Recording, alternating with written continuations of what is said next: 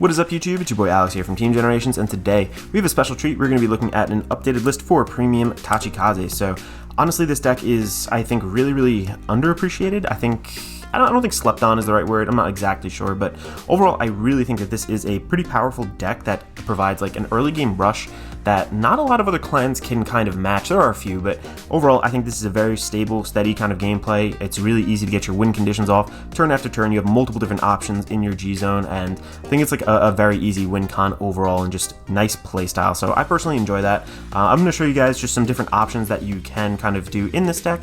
There is no one right way to build this. I'm just going to say that right now and preface this entire video. Like, you can choose to do many different things with this deck, and that's really, I think, the beauty of it, and still be very successful. So without further ado, let's hop right into the deck list. I'm going to show you guys some alternate options a little bit later as well, and then I'm going to try to do a test end with you as well. So let's hop right in. Alright, and before we begin, I just wanted to quickly mention that we do have a TCG player affiliate link down in the description below if you are interested in purchasing any of these cards. Helps support the channel, absolutely no cost to you. Also, if you do enjoy the content, we ask that maybe you do hit that subscribe button, possibly leave a like on the video. But without further ado, let's jump right in. So before I kind of go into like the individual cards, I just want to talk about the strategy. Your strategy really is about like engorging. It's basically a mechanic that Tachikaze has in G. That is kind of facilitating all of the different multi-attacks that this deck really has. So to kind of go along with that, I am running 2 and 2 of the G era Gaia as well as the V era Gaia. V era Gaia, if you are going first, has that Excel marker. That's really just like the main, I guess, reason for it. If you do have to kind of, if you can't stride or whatever, and if you do have to play with this, I mean, it's not the worst thing to give all of your units kind of that plus 10k. You also get to counterblast 1, retire a rear guard, and then this guy gets all of the power and the original critical of that unit. So pretty effective in that regard. Overall, though, we're really looking for that marker, so you can choose to swap this with Gigano Blazer too. That's totally an option. Give you a little bit more advantage early on with the draw 2 and then call 2 out. Give those equipped gauges. Helps fuel something a little bit later as well, because we are still looking to get a lot of gauge, and yes, we can multi-attack off of that gauge, but there's also a G unit that we do want to kind of save our gauges for. So on top of that too, since I said before, like obviously we're looking to engorge everything, this guy does have engorge, but this really, we're using it for the stride skill. Basically on our turn, during our turn, when our G unit strides, you may pay the cost. If we do, choose up to 2 cards from your hand, call them to separate rearguard circles, and choose up to 2 of your rearguards, and until the end of turn, they get when this unit is put into the drop zone from rearguard during your turn, you call this card to rearguard. So really nice, because there are multiple cards that kind of recur themselves anyway, plus they get this, so it's kind of like almost like a double dip in that regard. Just really helps you feel your field and make sure that you have multi-attack targets throughout. So very good. I kind of like it at this 2 and 2 split. Again, if you want to do more Gigano Blazer just to have more reliable going first, kind of get that Excel marker, you can totally do that, and maybe just run 2 of these. Whatever the case is, like, you can totally do whatever is good for you, but I kind of like it at this 2-2 split right now. It's not too cloggy, and there are ways to search these out obviously too. So I'm running 4 of the Gaias, 2V and 2 of the G, and again, the G one just got reprinted, so if you are looking to pick that up, they are very cheap.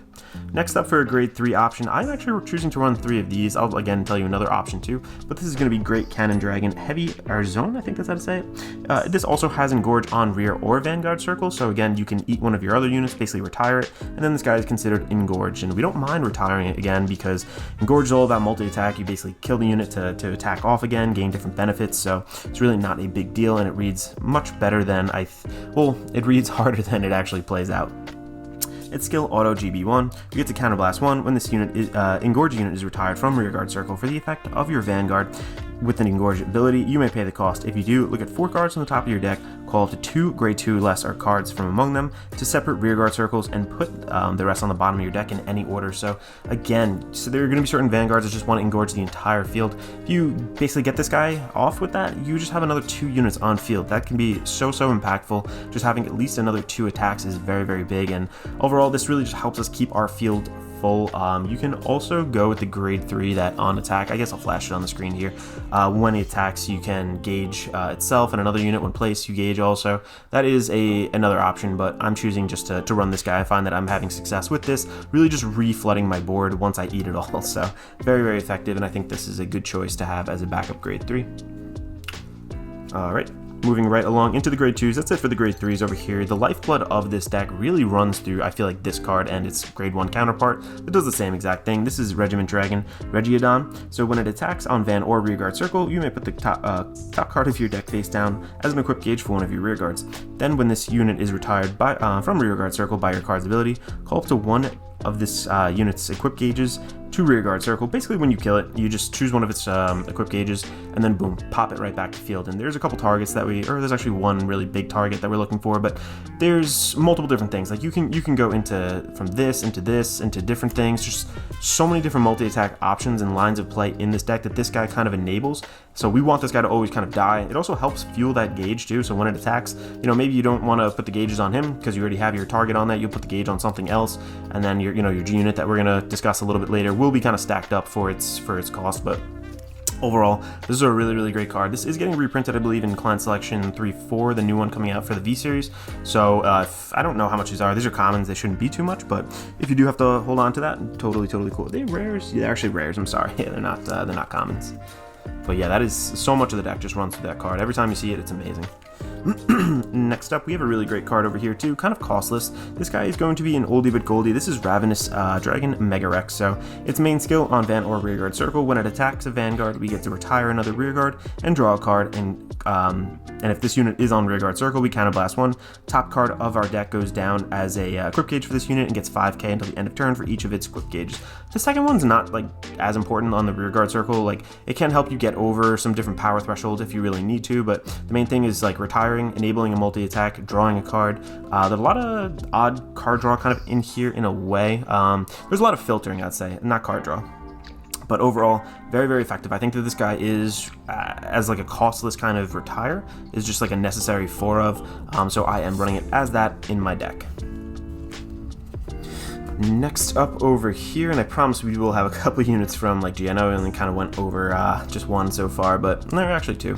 But this is going to be Extortion Dragon Spino Extort. So I know this card will probably get replaced with the Clan Selection 3-4 whenever that comes out. I think it's November 20th, right? But I think I'm going to replace it for the other grade 2 that's coming out in that, but just because this does have a counterblast. But this is kind of a combo of the previous 2 cards we saw. When it attacks the Vanguard, we counterblast 1, retire another Rearguard, draw a card, call up to 1 card from the equip gauge of the unit retired from this cost to Rearguard Circle, put the top card of our deck face down as equip gauge for that called unit. So again, just gauging us, making that multi-attack. The only hang up here really is that counterblast. Sometimes your opponent's going to try counter-starving you or whatever the case may be, and we will rip through resources fairly quickly in a way. So I think overall this is a very good card. Just that counterblast kind of prohibits it from being run at a 4 of, but again, we can swap this for that new card coming out as well. But as you can see, just everything wants to retire itself and, just spawn more stuff on field to get that multi-attack off. All your G units kind of support that as well. And then lastly, for the grade 2 lineup, I'm actually running still one of these guys. This is Zillow's Horn Dragon, Dilo, I think? I don't know, anyway. Its skill, Van or Rearguard Circle, when placed from hand, counterblast 1, draw a card, call a card from our hand to Rearguard Circle, and then we may put the top card of our deck face down as an equip gauge for that unit. So not a bad ride target, but its second skill is really effective. When placed from an equip gauge, this guy gets an additional 10k until the end of turn. So we have a way to kind of put this manually onto another unit for an equip gauge. So we can go into the Regiodon, get retired, and then boom, pop this guy out, gets an extra 10k just for free. Really, really nice little combo there. So I think that we can kind of tech this at a 1 of. This is how I was running the V deck overall, and I think that yeah, it's just pretty effective. So I like it at that 1 of, and it's nice, just CB1 when you ride it on grade 2, you can then draw, and then if you Soul Blast later out, you put it in the drop, tutor it. Really, really nice. So looking at Regiodon's kind of counterpart over here, we're going to be looking at Darting Dragon Blue Sprint. Blue Sprint is, again, the same exact card, just in a grade 1 body. I think that if you're looking to become aggressive a little bit earlier on, if you want to pull off some multi-attack plays with this, you can do that, especially if you went first. If you're also looking to just stack over and over kind of gauges on this unit to fuel your G units kind of cost later on, you can do that and kind of get that going really early in the game. So very effective card overall. Again, you need both of those out of 4 of, kind of the lifeblood of this deck. Moving right along then, we are going to be looking at, I'm still running this at 4, just because I think that we need a way to manually equip gauges sometimes. I think that we are looking to kind of expand. I feel like I should have almost gone into the G zone almost first because I keep on referring to it, but this guy's skill on Vanguard Circle when placed, Soul Blast 1, draw a card, call a card from your hand to Rearguard Circle, put the top card of your deck face down as an equip gauge for that called unit. So I'm not looking to use that skill. I'll show you why in just a minute with our starter.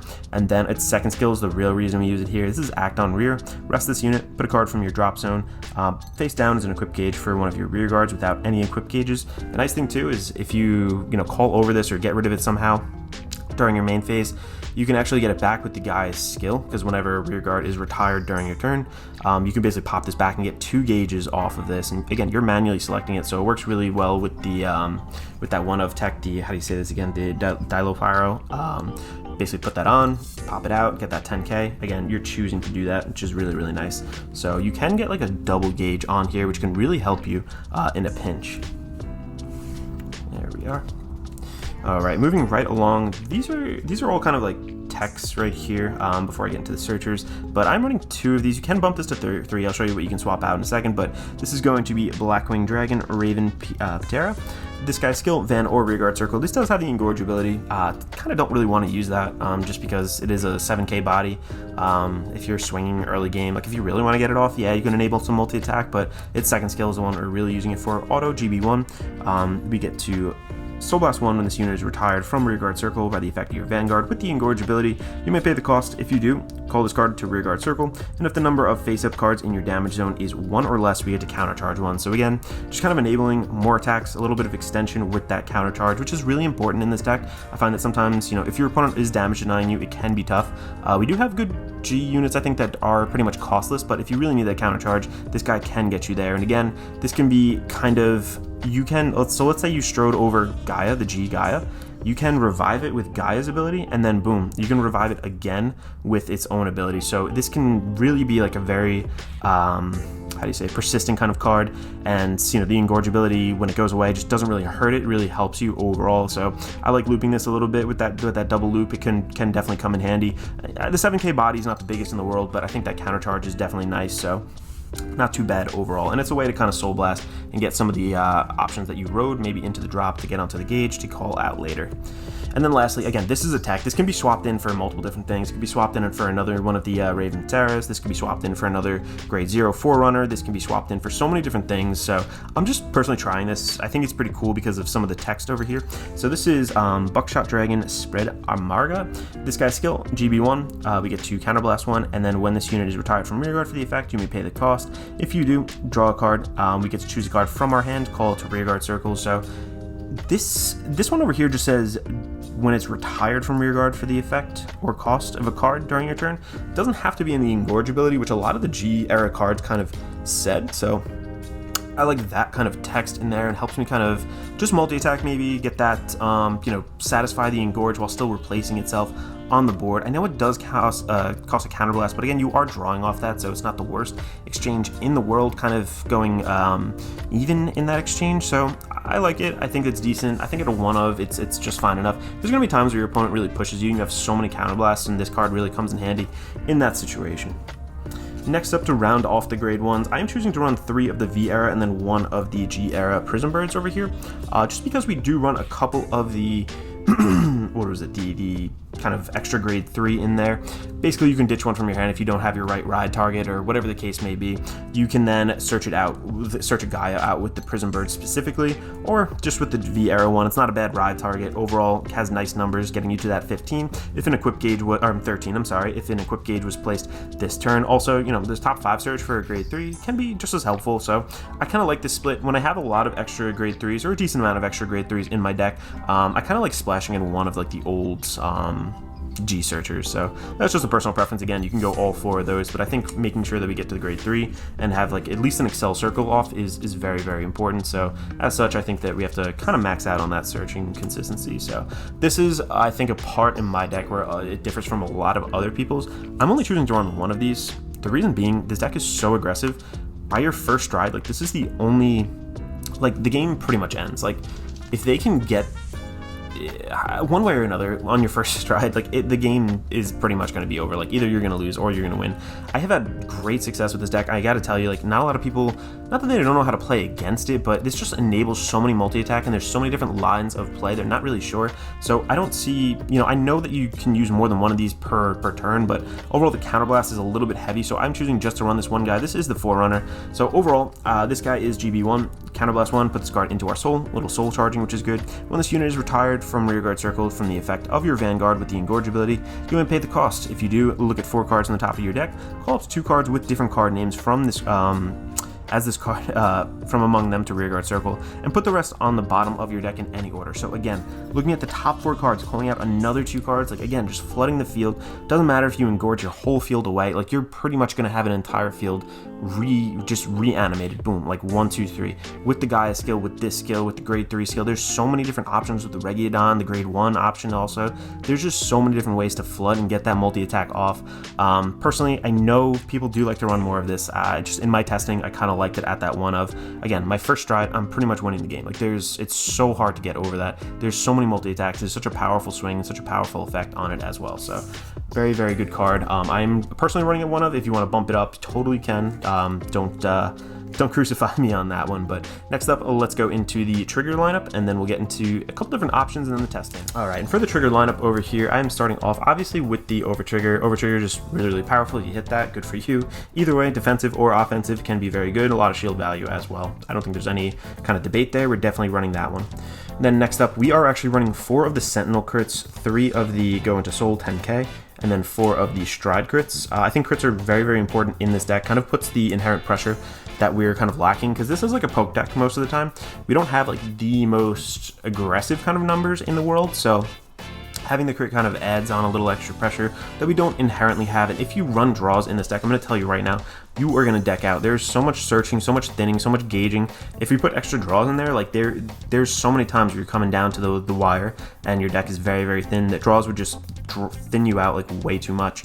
I think the grade 1 lineup too, you could like technically slot one of the overdressed grade 1 kind of triggers in there as well, the Sentinel PGs, but overall I think 4 is fine in here. I'm testing that out. I think if you want to slot like 1 or 2, it's definitely possible, but overall not too bad. And I think this will be replaced with the Heal Guardians when they come out, but as of right now we're just running 4 of the heal. Regular heal triggers can be any which one you want. 20k shields are nice, and we do kind of want to take damage, I think, so I'm even debating the grade 3 Heal Guardians. I just have to see overall. I think that requires more testing that I just really haven't gotten into yet. So overall, yeah, that is the trigger lineup. Let me know if you guys have any questions or suggestions so far with the deck list. I'm curious to know what you want to run in your deck. Again, I'm going to go over some additional options right now, but again, I want to preface this entire video by saying that like this deck has so many different ways to be built. This is just my personal version of it, so I hope you guys enjoy. But yeah, let's hop into some additional options, and I'll go over that now.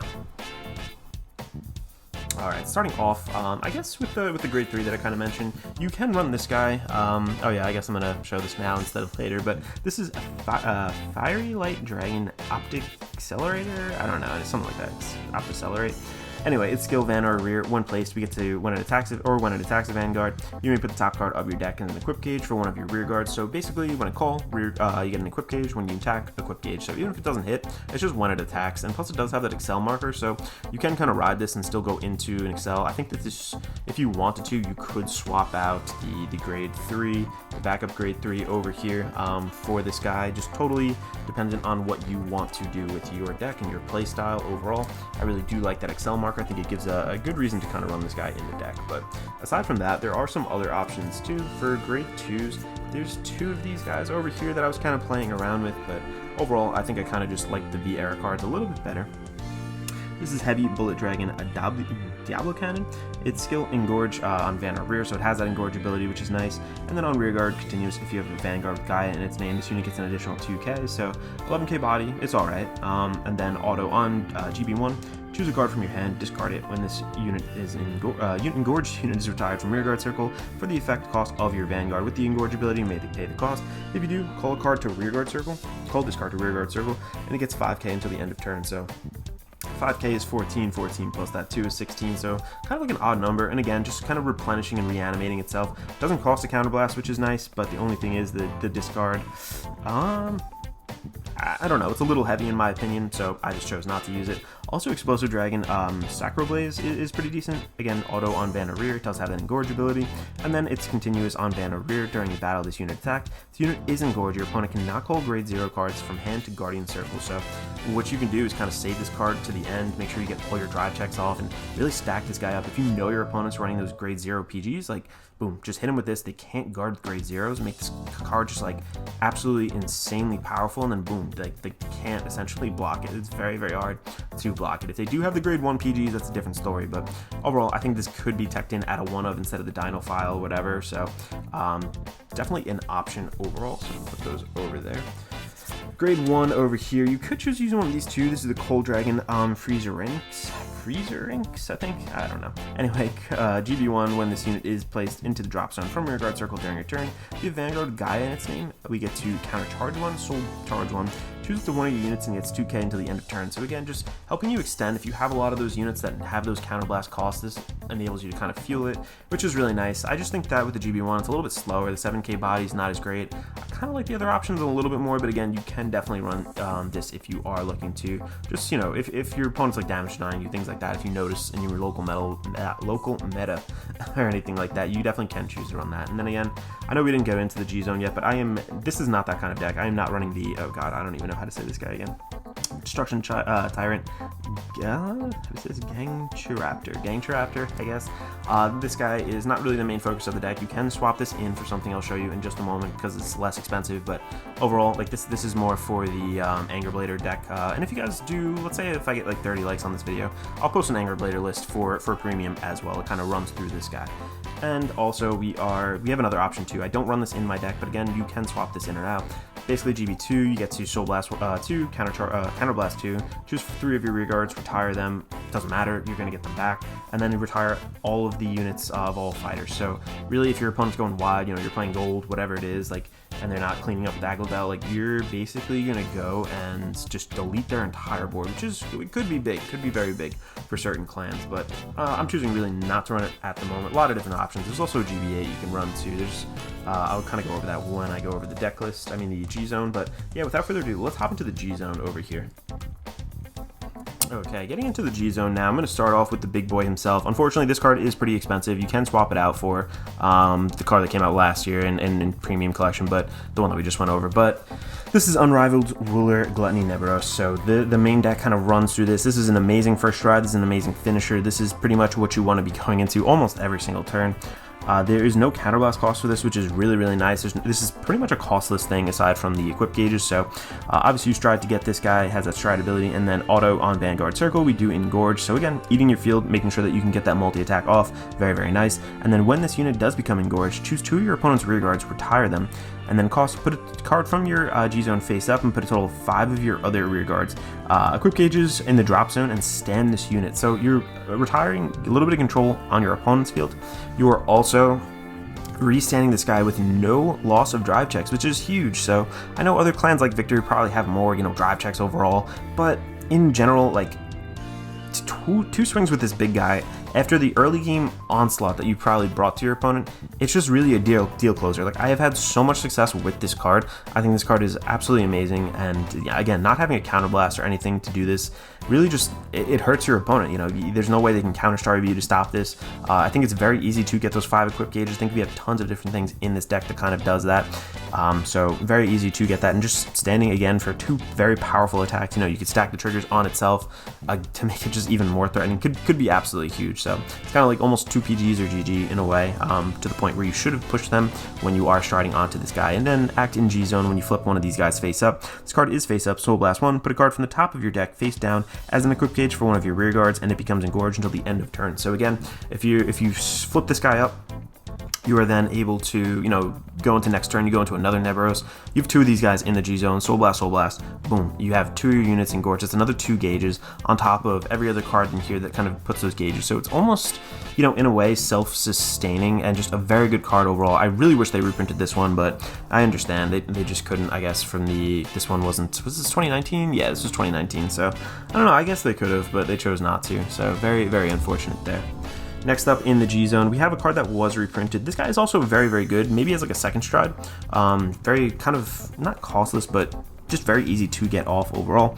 This guy is Absolute Ruler Gluttony Dogma. You can up this guy too if you don't, if you can't afford the Nebulos or whatever, you don't want to buy it for that price. But this guy, again, has the Engorge ability on Van or Rearguard Circle, and its second skill, Auto on Vanguard Circle, GB2. Choose a face-down card named the same name as this guy. From your G-Zone, turn it face up. When this unit becomes engorged, if the number of units retired during this turn due to the effect of this unit's Engorge ability is 3 or more, you may pay the cost. If you do, until the end of turn, this guy gets an additional 10k and auto Vanguard Circle at the end of the battle. Basically, if you retired 5, I think, units, you get to stand this guy -1 drive. So again, you're not hidden behind a counterblast or anything like that, so you could save the counterblast for a lot of your rear guards. On top of that, like, just restanding, again, an extra 10k. So this would be, 15 plus 12, 27, 27, swing, boom, you hit a trigger, maybe hit 2, that's, boom, what is that, 67, bumping up. It's just, or 47, I'm sorry. There's 37, 47, 57, yeah, that's what I was looking for if you hit 2 triggers, but just really threatening, again, just restanding, eating your field is easy to get that multi-attack off. You can benefit by doing that, so Engorge is not, a terrible mechanic in that you have to sacrifice the way you do in kind of like Shadow Paladin or something. Very, very decent card, and again, I kind of run it at just the 2 of, just to have it like once, because I find that I'm never really going to go into this more than once, but overall, very, very decent card. I'm glad they did reprint that. I think it was starting to get a little expensive, but not too bad overall. And then this guy is also another option too. This is new Destruction Emperor Gaia Devastate. So if you have some of the cards that require Gaia in their name, this guy still has, I know you still get the heart name, but this guy does have Gaia as well.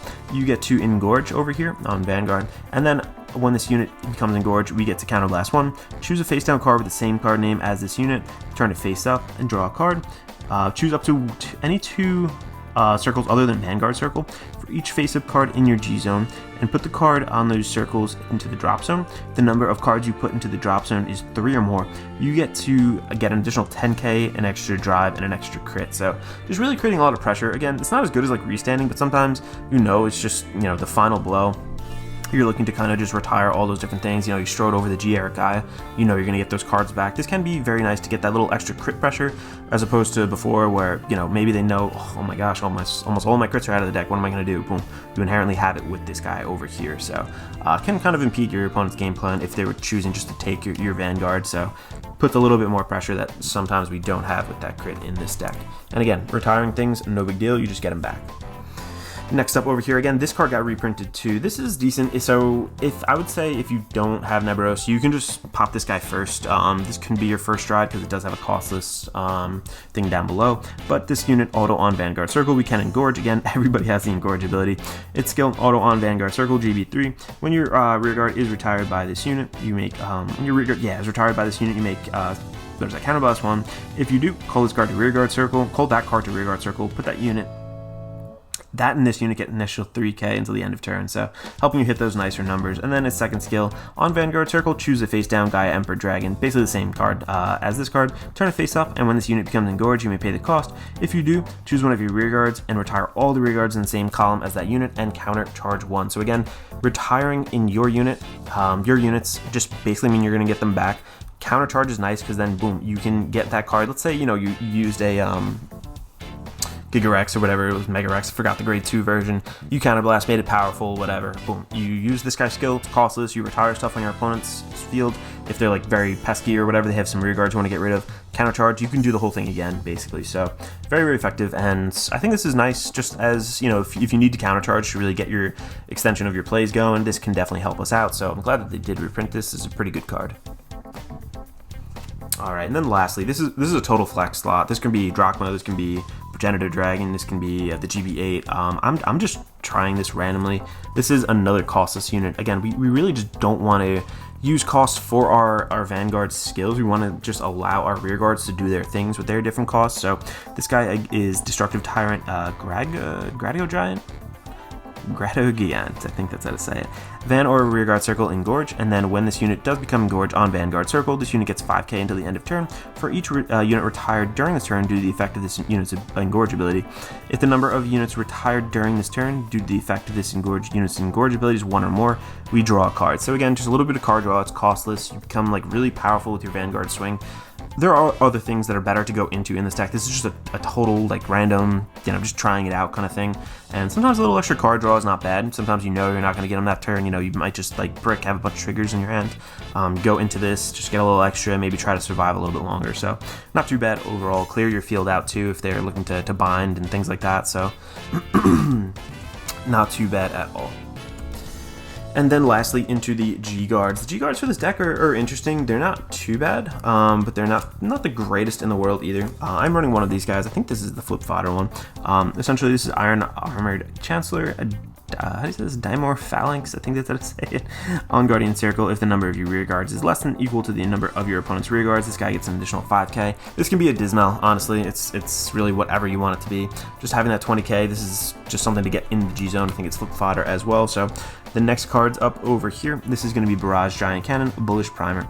So this is a GB1, so auto when placed onto Guardian Circle, choose a face down G Guardian from your G zone, turn it face up, and then this unit gets an additional 5k until the end of battle for each one of your open rear guard circles. So at the end when you're engorging, just making sure that your whole field is like blank. If you have 5 circles open, that's an additional 25k shield on top of here. This can be really big. This can get really, really big and really save your neck. So not a bad card overall. And again, it flips up another card in your G zone to kind of accelerate that if you were looking to get off like a GB3 play or whatever. And then lastly, another card that was reprinted, luckily in the clan selection, or revival selection, I should say.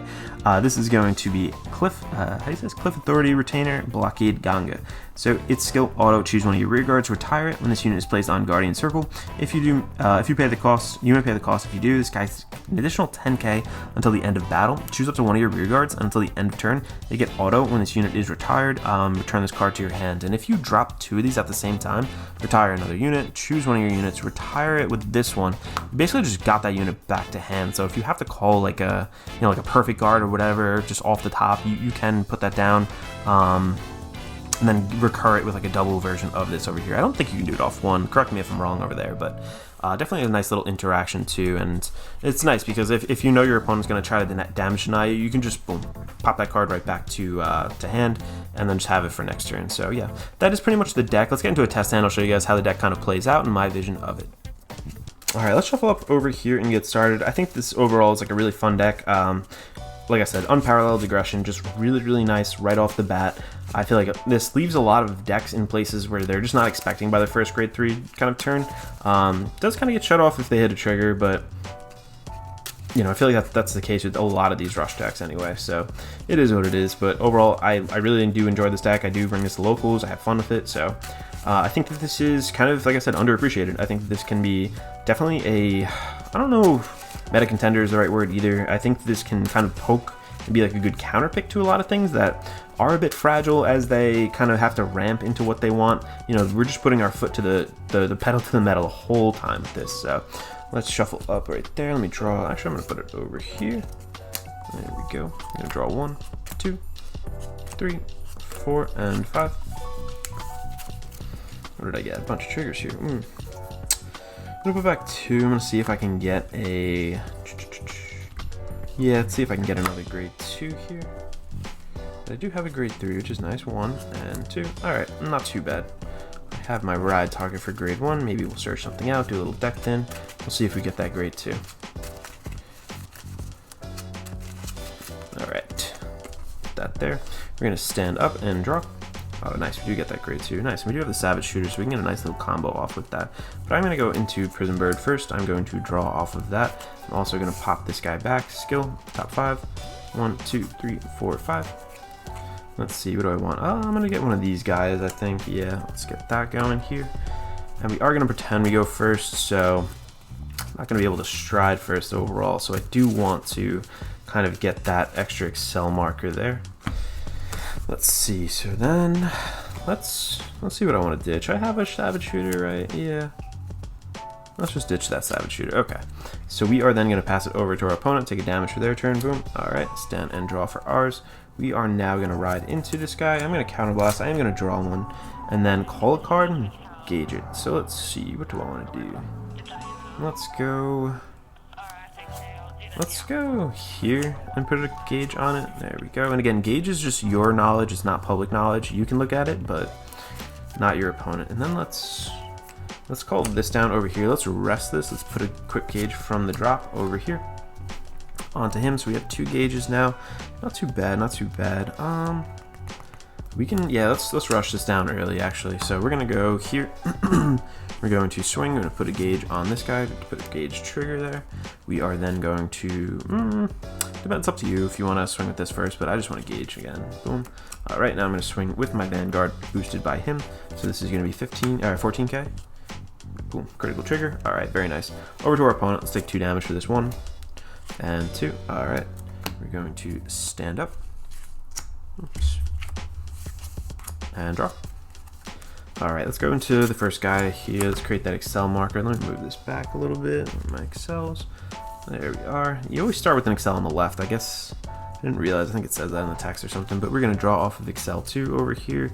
What else are we gonna do? We're gonna do anything funny here. Don't really need to. Could just push this down to be cheeky, but I kind of want to save my gauges now, just because we are able to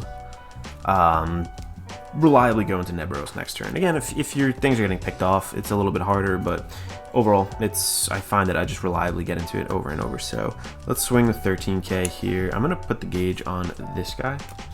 Did I gauge on this one? I put a critical trigger on there. So, do I have 2 heals in my hand? No, I just have 1. What do I want to do? So 5k. The reason this can hit is because it gets a 5k from the Gaia, which is nice. Oh, I'm sorry. I should have. I actually didn't have anything in the drop, so it's okay.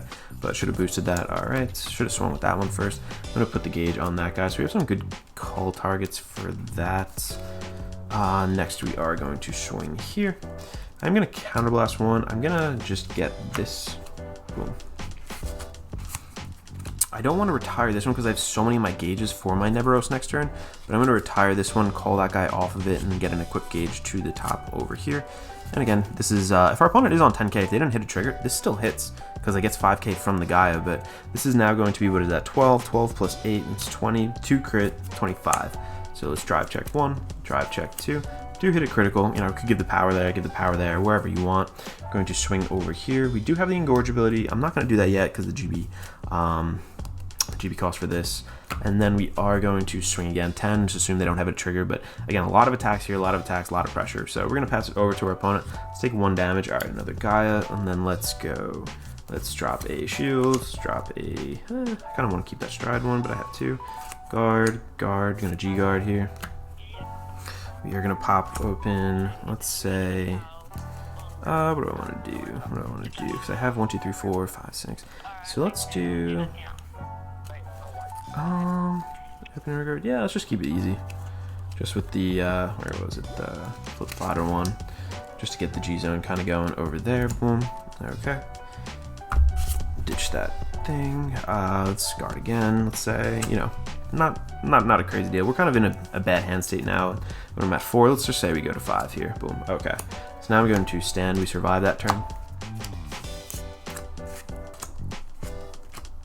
And then did I just draw? Did I just draw that guy? No, I don't think so. Draw. All right. Let's ride into this guy over here, and then let's stride. So I am going to ditch this over there, the stride fodder. I'm going to go into the Nebros. Boom. Nebros. Okay. Let's see, what else do I want to do? Oh, whoops, what am I doing with these guys? Those are not supposed to be there. Alright, so I have just 2 cards in my hand. Anything else I want to do? I can move that guy back. What else could I do? A lot of different options here. So, let's see. I need to save this guy. Yeah, I'm going to save this. I'm going to call him. Let's see, what do I want to do?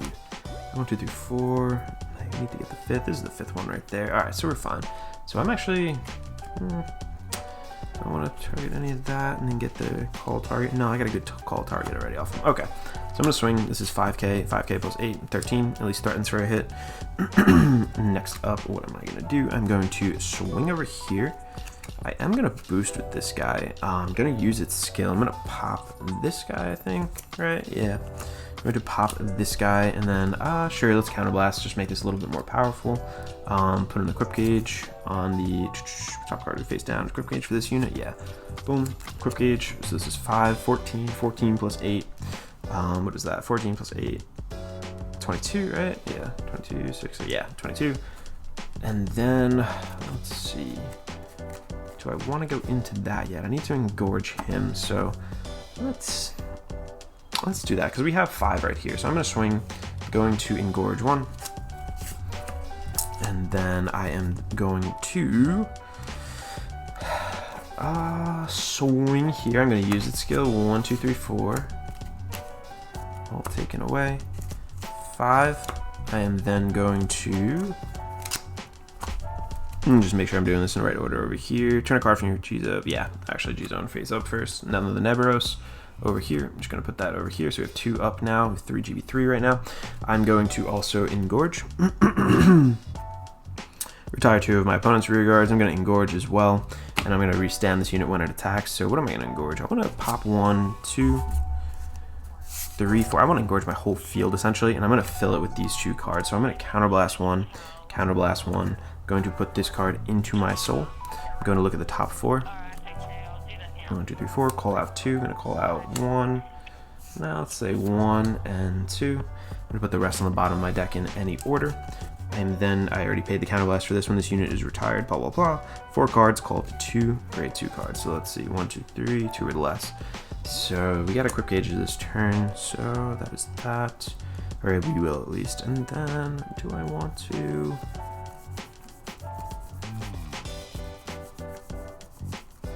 Let's see. Let's actually, I think we want a little bit bigger here. Yeah, let's go with that. All right. So then we are then going to put them on the bottom of my deck in any order. And this gets retired. Oh, we also could have paid the guy skill to just manually get them back anyway. I just completely forgot, so we're just going to roll with it. But we do get that first attack off. 1, 2, 3. All right, crit. I'm going to put that on him probably. And then I just paid the cost to restand it. I'm going to swing again. 1, 2, 3. Oh, we do hit the over trigger. Oh my god. We're going to retire. I mean, heal something out first. Let's heal, I don't know, whatever we want really, this guy. And then let's bind out the over trigger, restand this guy, 100 million, draw a card.